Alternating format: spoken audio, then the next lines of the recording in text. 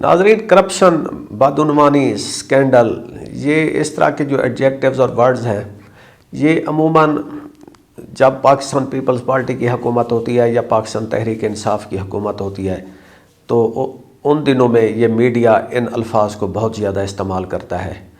عالمی ادارے بھی ان کا استعمال کرتے رہتے ہیں. آج کل پاکستان مسلم لیگ نواز کی حکومت ہے، جن کا زیادہ تر یہ اس بات کا پرچار ہوتا ہے کہ جی ان کے دور میں گڈ گورننس ہوتی ہے، لیکن آئی ایم ایف کی ایک رپورٹ نے ان کی اس ساری گڈ گورننس کا سارا ڈھانچہ کھول کے رکھ دیا ہے، اور انہوں نے ایک رپورٹ میں اس حکومت کی کارکردگی کو بری طرح سے جھنجھوڑ دیا ہے.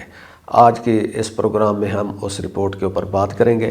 میرا نام ہے احسن رضا. ناظرین، تازہ ترین صورتحال یہ ہے کہ آئی ایم ایف نے ایک رپورٹ جاری کی ہے جس میں انہوں نے پاکستان کی گورننس کے سٹرکچر کے اوپر سوالات اٹھائے ہیں، انہوں نے ٹیکس سسٹم پہ سوالات اٹھائے ہیں، اور پاکستان کے عدالتی نظام پہ سوالات اٹھائے ہیں، اور ان سارے سوالات کے اینڈ پہ اس کا جو نچوڑ نکالا جاتا ہے وہ یہ ہے کہ پاکستان میں کرپشن بہت زیادہ ہے. اس رپورٹ کا ہم جائزہ لیتے ہیں.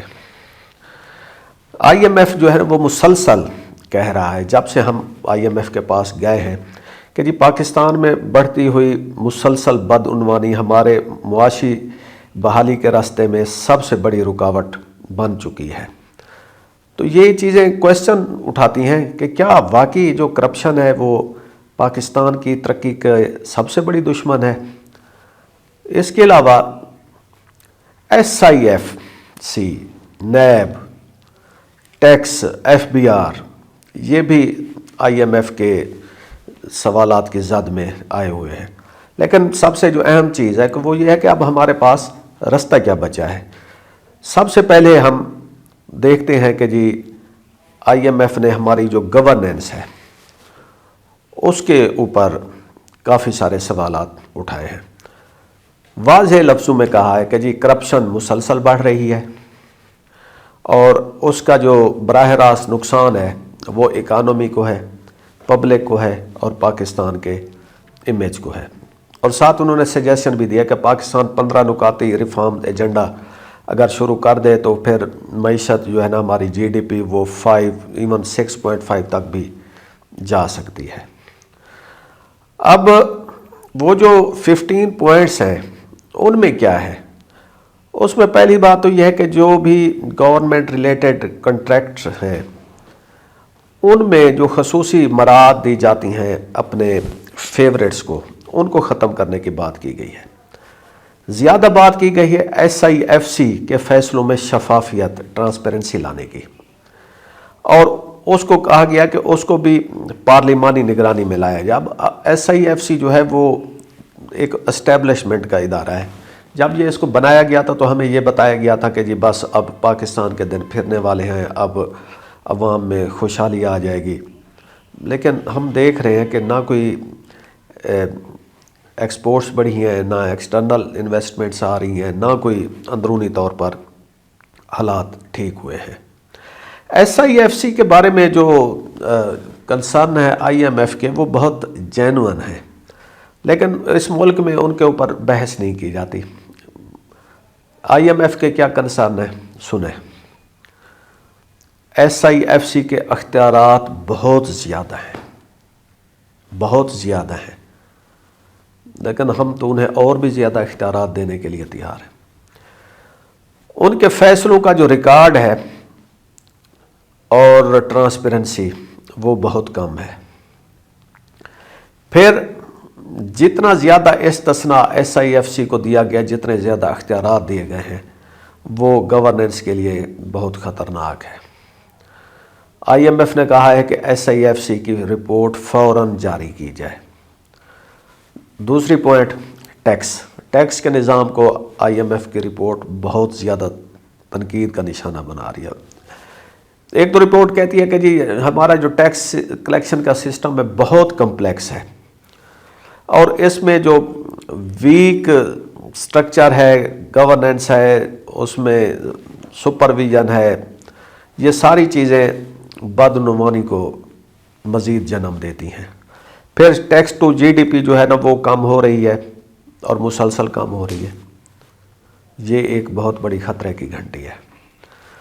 پھر کہا گیا کہ یہ جو ٹیکس کلیکٹرز ہیں مین ایف بی آر کے لوگ، یہ اپنی کیپیسٹی سے کم کام کرتے ہیں. اگر آپ یہ ٹیکس ہاؤس جو ہے ادھر لاہور میں نابھا روڈ پہ ادھر چلے جائیں تو آپ کو اندر ایک انسانوں کا، آفیشلز کا سمندر نظر آتا ہے، لیکن ٹیکس کیوں نہیں بانٹ رہا. آخر میں آئی ایم ایف کی رپورٹ پاکستان کے جوڈیشل سسٹم کے اوپر سوالات اٹھاتی ہے. آئی ایم ایف کی رپورٹ کہتی ہے کہ عدالتوں کی پیچیدگی اور تاخیر معاشی سرگرمیوں کو مار دیتی ہے. ہر کیس عدالت میں چلا جاتا ہے، معاملات برسوں تک چلے جاتے ہیں. اس کا نتیجہ یہ ہوتا ہے کہ جو انویسٹر ہے وہ بھاگ جاتا ہے. آئی ایم ایف کی رپورٹ نے نیب اور جو ہے ایف آئی اے جو اینٹی کرپشن واچ ڈاگز ہیں ان کو بھی آڑے ہاتھوں لیا ہے. نیب کہتا ہے کہ جی انہوں نے جنوری 2023 سے دسمبر 2024 تک 5.3 ٹریلین روپیز ریکور کیے ہیں. یہ ریکوری تو بہت زیادہ ہے، لیکن جو مجموعی نقصان ہوا ہے ان پروجیکٹس میں وہ اس سے کہیں زیادہ ہے. ہونا تو یہ چاہیے کہ جتنا نقصان ہے اتنی ہی ریکوری کی جائے، بلکہ ریکوری زیادہ ہونی چاہیے. یہ تو نہیں ہو رہا. تو یہ ساری کارروائیاں دکھاوے کے لیے ہو جاتی ہیں. سزاؤں پر عمل درآمد سست ہے. منی لانڈرنگ کے جو کیسز ہیں بہت کم کنکلوڈ ہوئے ہیں. یہ ساری چیزیں ہماری گورنمنٹ کو ایکسپوز کرتی ہیں. اینڈ پہ ایک بہت بڑا ناسور جو پاکستان کی معیشت کو، پاکستان کی گورنمنٹ کو اور پبلک ایکسچیکر کو کھا رہا ہے وہ ہے ایلیٹ.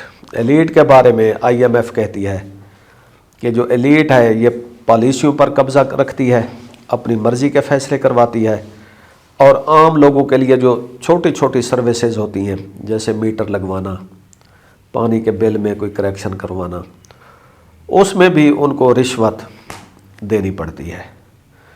اور اس ساری رپورٹ میں ایک جو لائن ہے وہ بہت بڑی زوردار ہے، اس کا میں اردو میں ٹرانسلیشن کر دیتا ہوں کہ کرپشن کی نظر ہونے والی رقم سے پاکستان میں پیداوار اور ترقی میں کئی گنا اضافہ ہو سکتا ہے. ویسے تو اس رپورٹ میں جو سرکاری ادارے ہیں ان کے حوالے سے بھی بات کی گئی ہے، فیٹف کے حوالے سے بھی بات کی گئی ہے، لیکن جو زیادہ چیزیں تھیں وہ ہماری جوڈیشل سٹرکچر اور سی آئی ایف سی اور ایلیٹ کے بارے میں ہے. تو یہ جو رپورٹ ہے اس کو ہم تنقید کے طور پہ نہ لیں، بلکہ آئی ایم ایف نے ہمیں ایک آئینہ دکھایا ہے. اس آئینے میں دیکھ کر اگر ہم اپنی شکل کو مزید بگاڑنا چاہیں یہ بھی ہم پر ہے، اور ہم اگر اپنی حالت کو ٹھیک کرنا چاہیں تو یہ بھی ہمارا فیصلہ ہے. اجازت دیجیے. خدا حافظ.